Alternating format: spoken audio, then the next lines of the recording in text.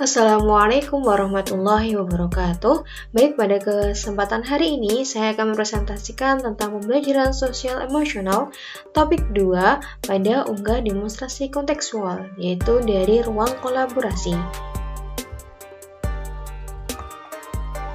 Baik, untuk yang pertama, saya akan membahas tentang pertanyaan yang pertama, yaitu apa tantangan bagi guru untuk menjadi contoh teladan khususnya dalam hal sosial emosional.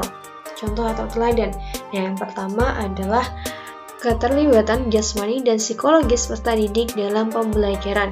Nah, di sini sebagai pendidik yang menjadi figur bagi peserta didik, maka kita harus mempertimbangkan keterlibatan siswa dalam segi jasmani maupun psikologis mereka. Nah, yang kedua, pengembangan potensi peserta didik dengan memperhatikan keunikan dan keberagaman mereka.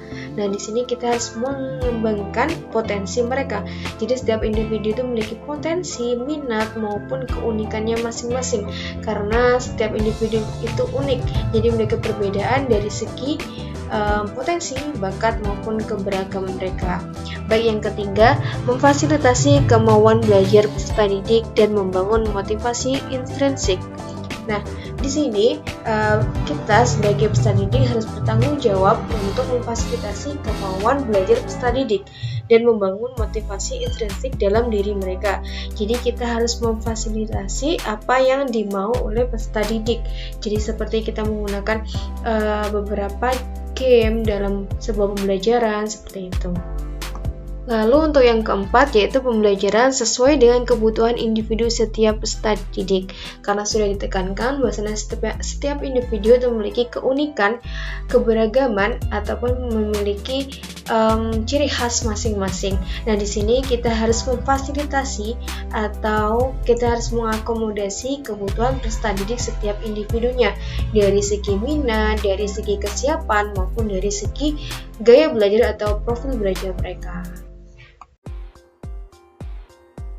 Baik, untuk selanjutnya di sini ada kasus yang akan berkaitan yang berkaitan dengan hal di atas berdasarkan pada pengalaman Anda mengamati proses belajar mengajar yang pernah Anda ikuti.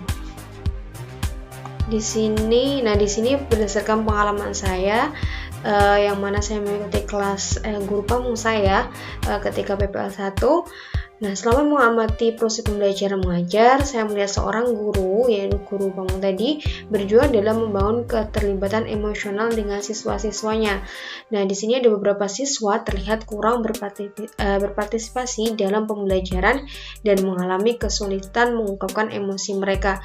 Jadi mereka masih belum menyadari emosi mereka bagaimana dan cara mengatasi atau mengelolanya. Nah, di sini kemudian guru memberikan solusinya dengan melibatkan mereka dalam suatu kegiatan sosial. Contohnya mungkin kegiatan gotong royong ataupun kegiatan kolaborasi di kelas berdasarkan mata pelajaran tadi, ataupun untuk kegiatan berempati ya, contohnya terhadap perasaan mereka. Contohnya kegiatan lain yaitu dengan menjadi sukarelawan di suatu kegiatan. Nah, dengan kesabaran dan kepedulian guru tersebut, maka berhasillah terciptalah ikatan yang kuat dengan siswa-siswanya sehingga mereka merasa lebih nyaman dan termotivasi untuk belajar.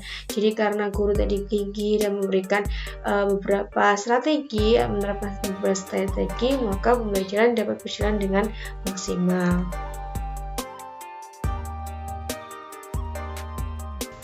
Baik, untuk pertanyaan selanjutnya, bagaimana sekolah bisa mendukung pembelajaran sosial emosional? Nah, pastinya sekolah memiliki peran yang sangat penting dalam mendukung pembelajaran sosial emosional. Di sini ada dua ya. Bagaimana caranya? Yang pertama yaitu mengintegrasikan pembelajaran sosial emosional ke dalam kurikulum. Jadi biasanya kurikulum itu setiap 5 tahun sekali itu berganti atau adanya revisi, maka dimasukkanlah atau diintegrasikan pembelajaran sosial dalam kurikulum tersebut. Yang kedua, menyediakan program khusus yang berfungsi pada pengembangan keterampilan sosial dan emosional siswa, seperti kegiatan seminar, workshop, ataupun bisa kegiatan perlombaan kompetisi berisi tentang pengembangan sosial emosional yang dilakukan secara grup ya, tidak mandiri, itu juga dapat mengembangkan sosial emosional. Nah, di sini apa saja kira-kira tantangan bagi sekolah? Yang pertama kita ketahui pastinya dari sumber daya sekolah, keterbatasan dari sumber daya, bisa dari sarana prasarana, dari sumber daya guru ataupun atribut yang ada di sekolah. Yang kedua yaitu budaya. Nah, karena budaya yang lama itu akan berubah jika ada pembelajaran yang terbaru tadi. Nah, yang ketiga yaitu lingkungan sekolah. Nah, lingkungan setiap sekolah itu memiliki adaptasi yang berbeda-beda. Jadi, kita sekolah harus dapat menyelaraskan antara perbedaan lingkungan sekolahnya tadi. Jadi, tantangannya lingkungan sekolah itu sendiri. Untuk selanjutnya, apakah karakteristik peserta didik bisa mempengaruhi penerapan pembelajaran sosial emosional? Jelaskan bagaimana menghadapi kendala tersebut. Pasti iya, jawabannya adalah iya. Karena setiap peserta didik atau individu itu memiliki latar belakang kepribadian dan kebutuhan yang berbeda. Nah, beberapa peserta didik mungkin lebih responsif terhadap pembelajaran sosial emosional, sementara yang lain mungkin menghadapi tantangan dalam mengungkapkan emosional atau terlibat dalam interaksi sosial. Misalnya ada peserta didik yang introvert, jadi lebih diam, itu juga ada. Jadi pastinya karakteristik peserta didik itu dapat mempengaruhi penerapan pembelajaran sosial emosional. Nah, selain itu bagaimana menghadapi kendala tersebut? Nah, dalam menghadapinya, maka kita sebagai seorang guru harus mengetahui karakteristik peserta didik. Nah, penting bagi peserta pendidik untuk memahami dan merespons secara individu terhadap kebutuhan dan keunikan setiap peserta didik dengan pendekatannya inklusif, terus pembelajaran yang menggunakan empati dan diferensiasi atau pembelajaran berdiferensiasi yang berpusat pada peserta didik. Nah, selain itu peserta didik dapat lebih terlibat dan mendapatkan manfaat maksimal dari pembelajaran sosial emosional dengan melakukan pembelajaran kolaboratif. Seperti itu juga dapat menjadi solusi dari hal tersebut. Lalu untuk selanjutnya, bila Anda sudah menonton film tersebut, apa yang bisa Anda pelajari dari film tersebut? Berhubungan dengan guru yang menjadi agen perubahan. Jadi saya sudah pernah menonton tentang film yang terkait Laskar Pelangi, dan sini saya mendapatkan 4 poin dari film tersebut. Yang pertama adalah inspirasi dan dedikasi. Nah, di sini film ini menggambarkan betapa pentingnya inspirasi dan dedikasi seorang guru dalam mengubah kehidupan siswa-siswa mereka. Nah, guru-guru di film tersebut dengan penuh semangat dan kesabaran melawan segala keterbatasan untuk memberikan pendidikan yang bermakna bagi para siswa. Nah, yang kedua yaitu membangun hubungan interaktif dengan siswa. Nah, para guru dalam film ini tidak hanya mengajar pelajaran akademik saja, tetapi juga berusaha memahami dan membangun hubungan yang mendalam dengan siswa mereka dengan melakukan pembelajaran atau komunikasi yang interaktif. Nah, di sini guru memperhatikan kebutuhan dan potensi unik setiap siswa serta memberikan dukungan emosional dan motivasi. Yang ketiga, mengatasi tantangan dan keterbatasan. Nah, guru-guru dalam film ini menghadapi tantangan yang kompleks seperti kurangnya sarana dan prasarana serta keterbatasan ekonomi dan budaya. Namun, dengan keterbatasan tersebut, guru tetap gigih dan kreatif dalam mencari solusi untuk memberikan pendidikan yang berkualitas bagi siswa-siswa mereka. Selanjutnya, yang keempat, menginspirasi siswa untuk meraih impian.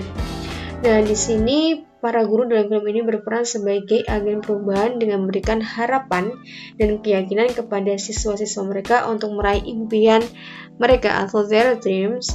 Nah, mereka mendorong siswa atau guru mendorong siswa untuk tidak menyerah dalam menghadapi kesulitan dan memotivasi mereka untuk belajar dengan giat. Jadi guru menekankan bahwasanya sesuatu hal itu akan tercapai jika kita giat atau bersungguh-sungguh dalam mencapainya.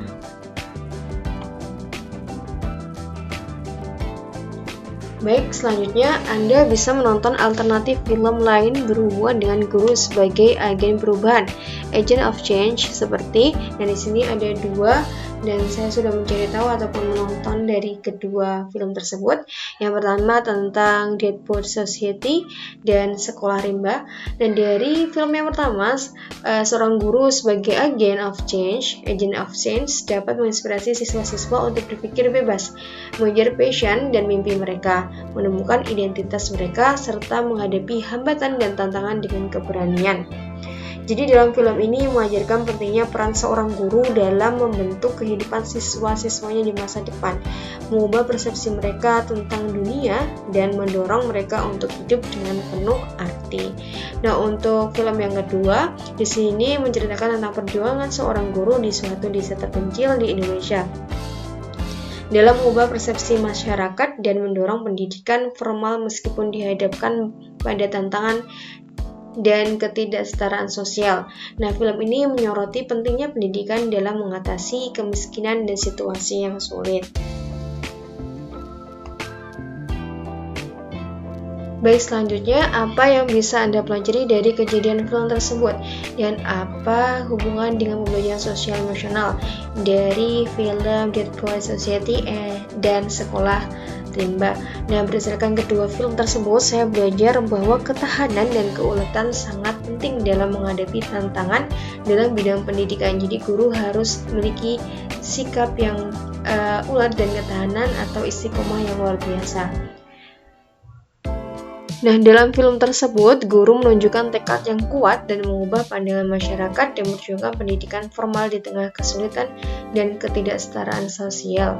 Nah, hal ini relevan dengan pembelajaran sosial emosional karena melibatkan kemampuan untuk mengelola emosi ketika menghadapi rintangan tersebut, membangun hubungan yang positif dengan masyarakat sekitarnya, dan memiliki motivasi yang tinggi dalam menghadapi rintangan.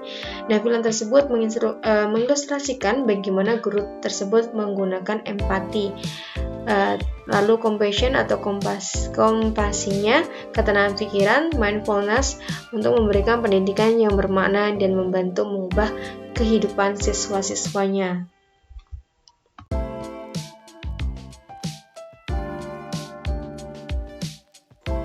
Baik, sekian dari presentasi kami. Thank you for listening. And as I say, wassalamualaikum warahmatullahi wabarakatuh.